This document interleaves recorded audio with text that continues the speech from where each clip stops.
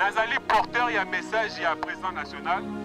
Atondi bino botondi alobina remercier bino na ndenge banda makambo e banda kimbula mobimba pe ekoki ke bolembi te moi na kolemba toza kotenir pour la soutenir. Mais aujourd'hui, il s'est passé une anomalie inédite dans l'histoire de la Cour de cassation. On a délocalisé l'audience du président Jean-Marc Abound pour la prison centrale de Makala. Et nous nous demandons ici, qu'en est-il du privilège, de confort et de prestance de cette haute juridiction? Donc, pour nous donner de la détermination, pour la justice à deux points de mesure. La Cour n'a pas d'autre option que de déclarer l'acquittement pur et simple de l'honorable Jean-Marc Abound, le candidat président aux élections de 2023. Et nous disons, demain sera meilleur.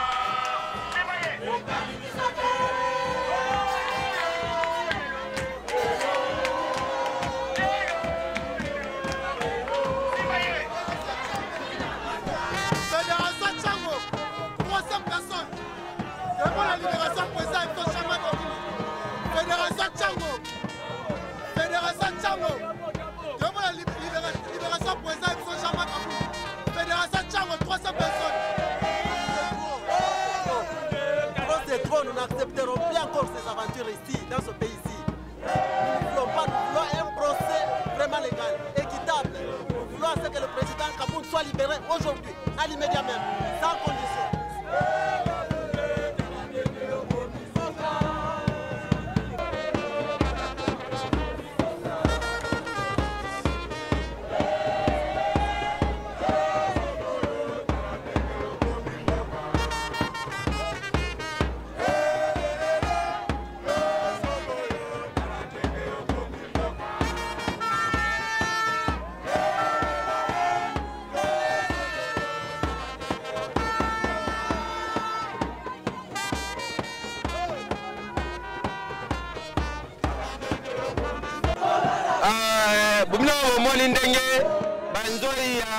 Alliance pour les changements à Tomboki, ok, va libérer le président Bango Lelo.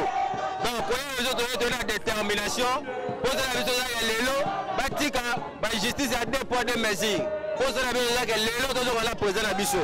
Sans de raison, on a été, va préparer ma Macamboyan sur notre prochaine audience. J'espère que non, moi, on va belé.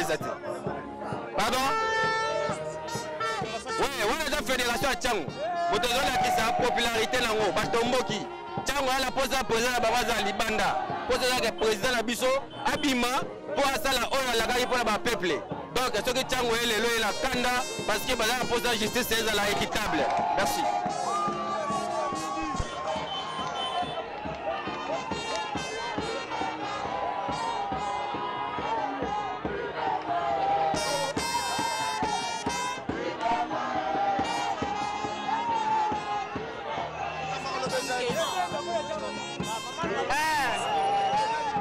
Lilobalanga ya koloba naza na esengo makasi pour la journée ya lelo ezali journée ya libération ya président ya biso Jean-Marc Kabound Maman Marie de la Paix Mole nalobi tokende na cour de cassation balobi aye kuna te babangi tolobi tokolanda ye na prison makala yango toye na makala po tomanifeste esengo na biso vis-à-vis na président na biso Jean-Marc Kabound pour la libération na lelo Maman Marie de la Paix Mole soutient président Jean-Marc Kabound à 100%.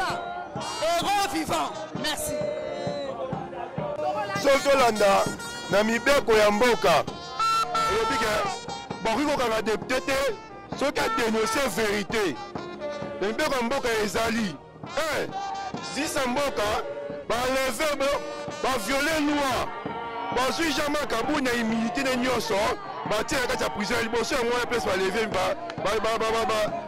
mibeko ya mboka ya mibale mibeko ya mboka eza epekisami kotia mutu na kasho ni mutu asamba eza interdit na mibeko ya mboka ya Congo mais bozwi mutu botia kati ya kasho na prison makala asamba te une année ya prison après une année ya prison nde boye bosambisa ye po condamné jamais to respecte mibeko ya mboka.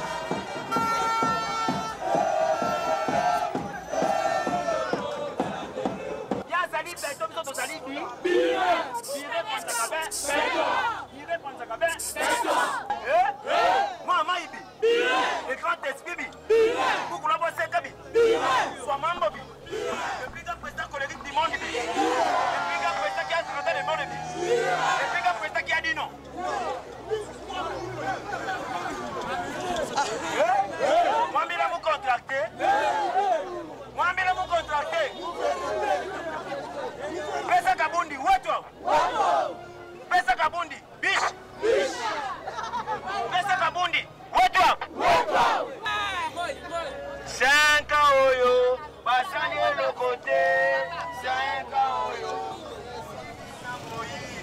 senga oyo basali le côté senga oyo oye masenga oyo basali le côté senga oyo moyibi na moyibi senga oyo basali le côté senga oyo moyibi na moyibi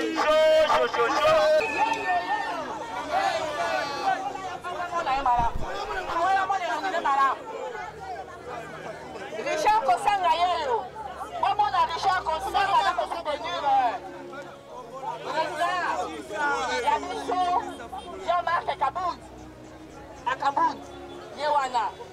Oh maman Maria na base munene. Na mosala za kosala kitoko. Kona Jean-Marc Kabound.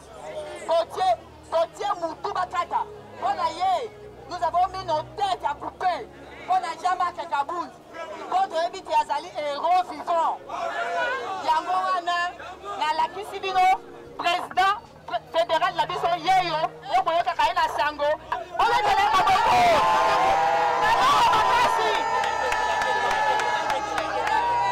Assez viva! Viva! Assez viva! Viva! Assez viva! Viva! Viva! Viva! 2023, Jean-Marc Kabound, président de la République, la cause! Là, c'est fait ma classe, il y a Moni Tchangou et la qui c'est que ça, Tchangou ya solo. Donc, on va à Tokozelatie, Tozelaba Jussa, on va passer à Makamba, on va à Kati. Donc, il y a bien que le président a un problème, mon côté la justice. Par contre, on a le problème. Et pas le président Nabiso, pour pas nous faire qu'il fait mais président, on a un problème. Alors que tu as la Kuna, ce qui Kuna, c'est solution malade, Biso, tu as le roi, tu as le roi,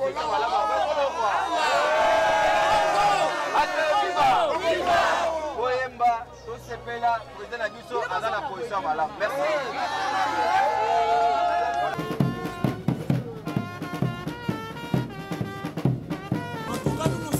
Les abeilles du parti cher de notre président Jean-Marc Kabound, Alliance pour le changement. Nous sommes venus aujourd'hui dans cette deuxième séance du procès qui est politique et non juridique. Je le dis bien et je le répète. De ce procès qui est politique et non juridique. Parce que nous ne comprendrons rien du tout.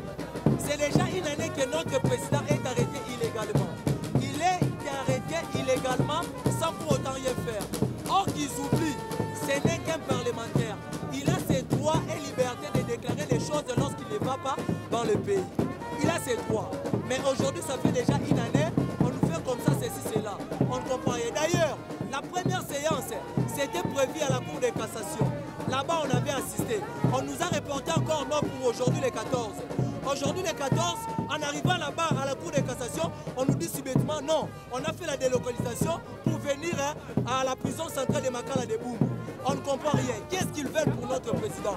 Ce n'est qu'un parlementaire, je l'ai dit. Il a ses droits et libertés de déclarer si les choses ne vont pas bien au pays. En tout cas, il faut le savoir. Nous les abeilles, nous ne cesserons jamais à déclarer, à réclamer la liberté de notre président Jean-Marc Kabound. Aujourd'hui, ou soit nous, ou soit eux, nous voulons la libération de notre président Jean-Marc Kabound. Demain sera meilleur. Ouais, ça prouve, nous sommes là à la prison centrale de Makala. Normalement, le procès de notre président Jean-Marc Kabound devrait se tenir à la Cour de cassation. Fort malheureusement, le régime Tshisekedi a eu peur. Ça démontre clairement la panique qu'il démontre envers les tout-puissants du moment, les politiciens du moment. C'est lui qui est venu redémarrer la politique congolaise. Je cite l'honorable président Jean-Marc Kabound à Kabound, avec un procès purement politique monté de toutes pièces pour l'écarter aux échéances électorales de 2023. Mais nous les abeilles, l'Alliance pour le changement dans son ensemble, nous sommes sereins d'aller jusqu'au bout avec ces procès purement politiques montés de toutes pièces. C'est pour cela qu'on appelle à toute la jeunesse, à tout le peuple congolais, épris de justice et de la liberté, de nous rejoindre dans cette lutte pour enfin barrer la route à ces régimes de jouisseurs qui sont en train d'implanter la prédation au sommet de l'État. Depuis jeunesse à Ligamoro, dossier de la présidence a politisé. Dernier de la Cour de cassation, ça qui ma justification là, bamoni mwana mboka président national Jean-Marc Kabunda Kabundi ndenge alobaki yango moni babangi engouement ya population ya Congo baza derrière honorable président Jean-Marc pour la vision na ye pour la projet de société yango nde bayekokima na niveau ya prison biso mpe tolobi boye tokotika lidere na biso te yango toye awa mpona koaccompagner jusqu'à ce que président na biso aza libéré. Yeah, we don't know what is going on exactly here. We've been in the cassation this morning because yesterday we was in Lukunga with my team. So we are coming here because we know today our President Kabundi must come out. So we don't know exactly what is going on. We've been there in the cassation, so people are calling us. We say no, we must come here in the prison. So we need our president to come out immediately. We need our president Kabundi to come back immediately. We need our president to be free like everyone here.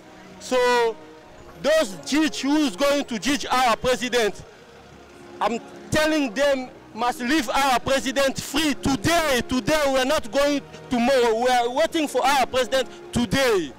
Yeah. Mbi Marie de la Paix Mole.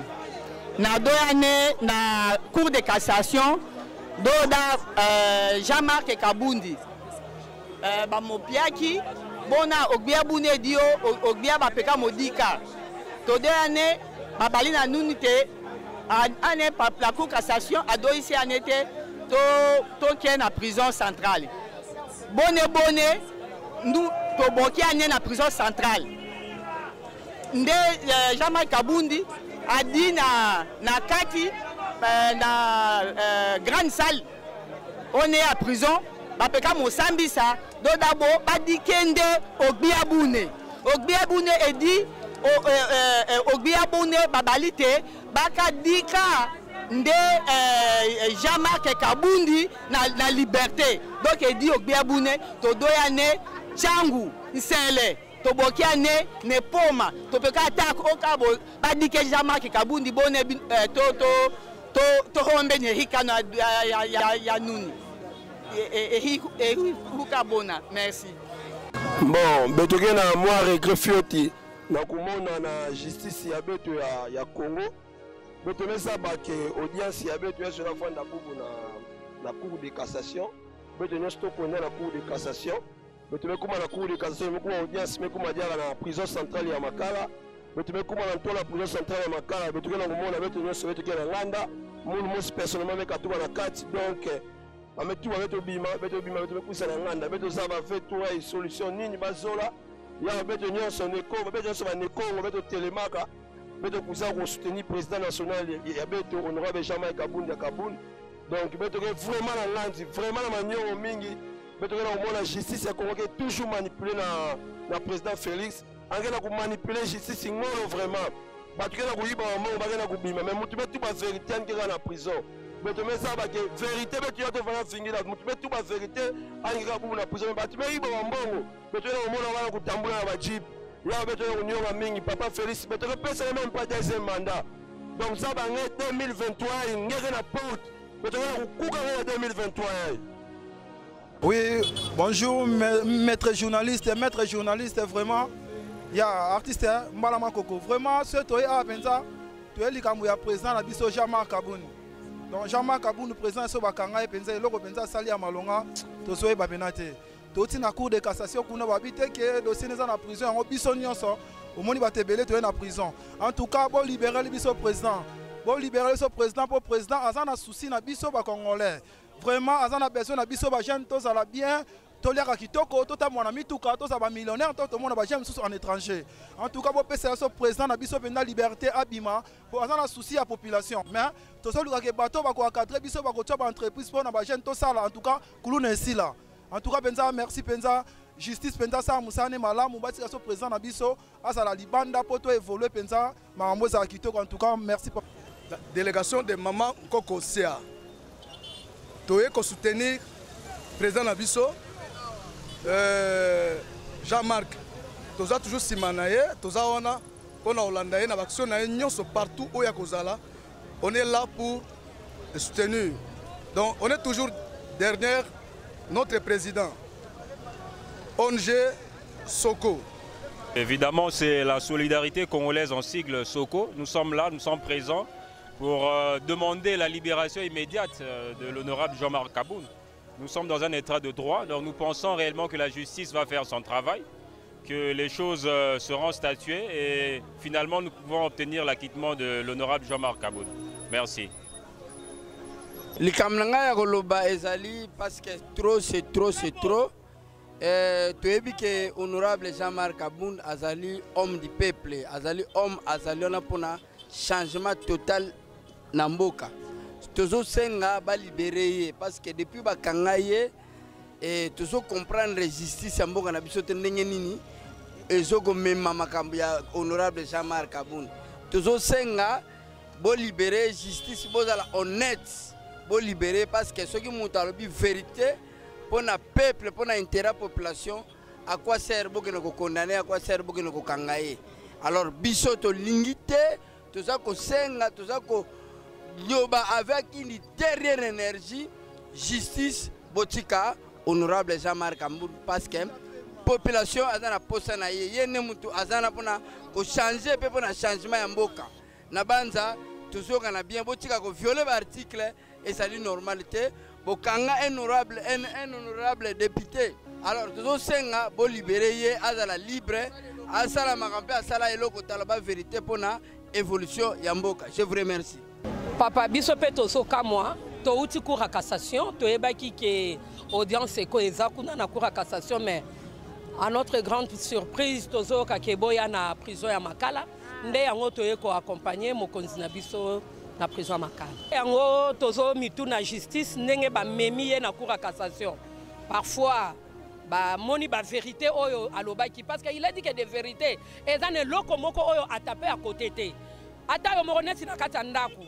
Soki eloko ebungi jamais oki mwana lobi ke mama na mona ki ba ibili pakuna. Okobenga mona na pembeni to tuna yeke yo mona ki lipa wana ebunga ki ndenge nini yaka o expliquer biso on va appeler okotuna mwana na yo.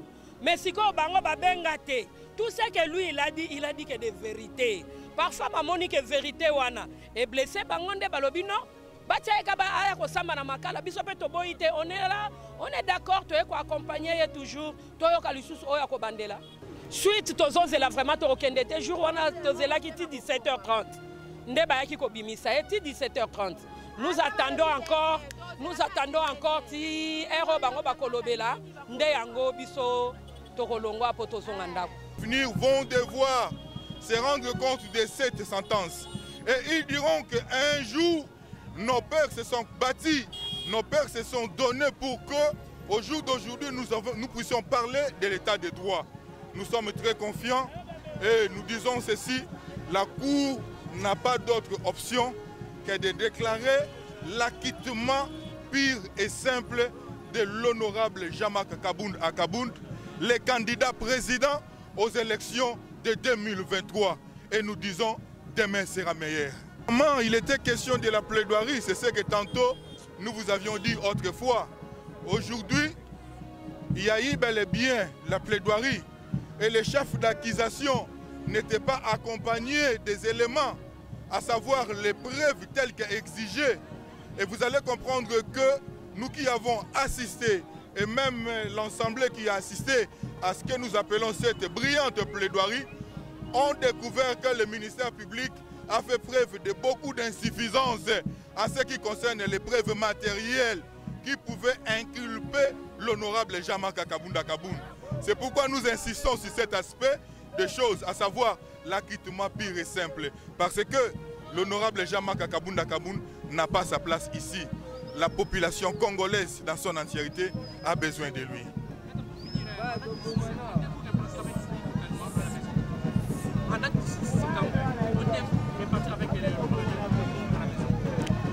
Bon, jusque-là, nous disons que peu importe ce que le tribunal ou la cour va devoir dire, mais nous sommes confiants. Confiants pourquoi? Parce que cette lutte est basée sur la noblesse. Et cette noblesse est consacrée uniquement pour les sauvegardes ou le bien-être de notre population. Nous disons ceci, les 6, que tout Congolais, partout où il se trouve, partout où il est, que ce soit au niveau de la diaspora, que ce soit ici sur place, qu'ils se mobilisent en fait d'attendre cette sentence, le 6, où le combat de la liberté sera une fois de plus déclaré vaincu. Parce que nous disons ceci, nous n'allons pas être vaincus, mais nous allons vaincre le mal qui a élu domicile à la République démocratique du Congo. L'honorable Kabunda Kaboun est aujourd'hui celui qui porte les flambeaux de la liberté, les flambeaux de la gloire. Merci beaucoup. Qui question, il y a qu'à plaider. Chose faite. Na niveau ya cour, ezalaki na 12 chefs d'accusation, ou ezalaki ko inculpé honorable Jean-Marc Kabunda Kaboun. Sur ce, faute ya auto kobenga ba élément suffisance, ou ekokaki ko soutenir, ou toza koloba ba chef ya accusation ya ministère public. Ndeboye, composition, to, ba avocat ou ba sami na mokolo ya lelo. Va plaider sur l'acquittement pur et simple. Il y a honorable Jean-Marc Kabunda Kaboun. Parce que le ministère public a une insuffisance. Il y a qu'à brandir ne serait-ce que preuve encore. Il était dans l'insuffisance. Il y a une incapacité à brandir ne serait-ce que élément moko. Ou qui soutenir le chef d'accusation l'icolo est honorable Jean-Marc Kabunda Kaboun. Depuis le 6. Toya koloba Congolais nyoso esika zali ozala na diaspora ozala na République démocratique du Congo zala mobiliser esika zali pour les 6 ezali mukolo toza koloba victoire contre l'impunité, victoire contre la médiocrité, victoire contre la mégestion, parce que au jour d'aujourd'hui mutu moko taza ko ignorer que l'honorable Jean-Marc Kabound azali ko incarner azali ko même flambeau autres allez koloba ya changement dans la République démocratique du Congo. C'est pourquoi te mobiliser Batonion sur lobby demain sera meilleur. Ensemble nous sommes plus que forts. Merci beaucoup. Panzi Sango, soro moninga ye na lati kanzaka pe na zana esengo pe na bongisi isusu kilamfengi nanga parce que procès à président na biso to bano kansaka non bakoki ko condamner to ko nuire par rapport na ba vérité oyo alobaki attaquer un député national. Attaque un député en fonction et il y a peuple ponaki pour être à défendre. Oya nimaki atika ki bon mengo. Oya gouvernement pour aller sauver la population et voter qui est kaka même peuple on a tout accompagner qui président Nabiso pour la dernière séance de procès.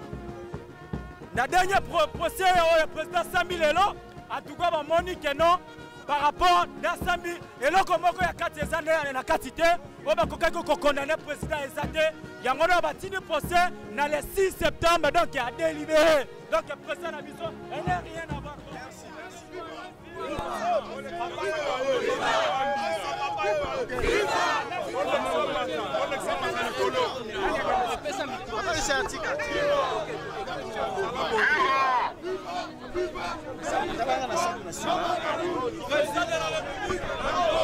Assez viva! Assez viva! Assez viva!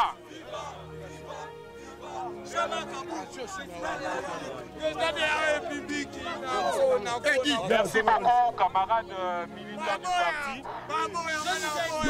Nazali, s'il vous plaît, Nazali porteur, il y a un message, il y a un président national. Atondi Bino Botondi, Alobina remercier Bino. Nandenge Banda Makambo et Banda Kimbula Mobimba pe Koki, que Bolembite, Moi, Nakolemba, toza kontenir pour la soutenir. Na yango na maso ayuti koleka.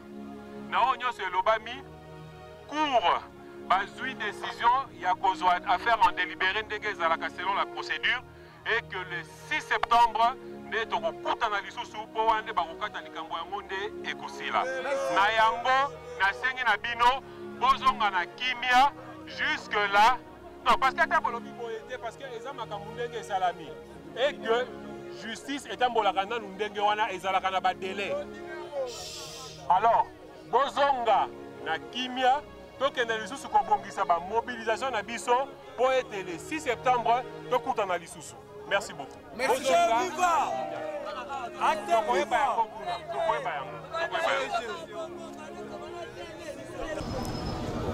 Aujourd'hui s'achève la série des audiences, hein, comme vous le savez. l'audience précédente a eu lieu bel et bien à la Cour de cassation parce que c'est une juridiction d'abord de privilège. Mais aujourd'hui, il s'est passé une anomalie inédite dans l'histoire de la Cour de cassation. On a délocalisé l'audience du président Jean-Marc Abound pour la prison centrale de Makala. Et nous nous demandons ici, qu'en est-il du privilège, de confort et de prestance de cette haute juridiction? Cela étant, nous nous sommes livrés à l'exercice de la recherche de la vérité. Nous avons pris le soin d'accompagner le président Kabound en tant que son parti politique, vous avez vu les militants et cadres. Nous l'avons accompagné devant ses juges naturels, nous étions dans la salle d'audience et nous avons plaidé. Le président Kabound a justifié la raison pour laquelle il est en politique et la quintessence de ses opinions exprimées politiques qui ont été transplantées ou carrément déguisées en poursuite judiciaire farfelue qui l'ont valu une détention arbitraire de plus d'une année. Mais aujourd'hui, c'était une audience de plaidoirie. Nous nous sommes confrontés au ministère public qui était vide, nous l'avons mis à nu, les arguments soulevés, les moyens de droit n'ont pas tenu face à notre défense. Les faits infractionnels prétendument soulevés par le ministère public n'ont pas été établis, ni en fait, ni en droit. Et donc, nous attendons ici que la Cour de cassation revienne pour se prononcer.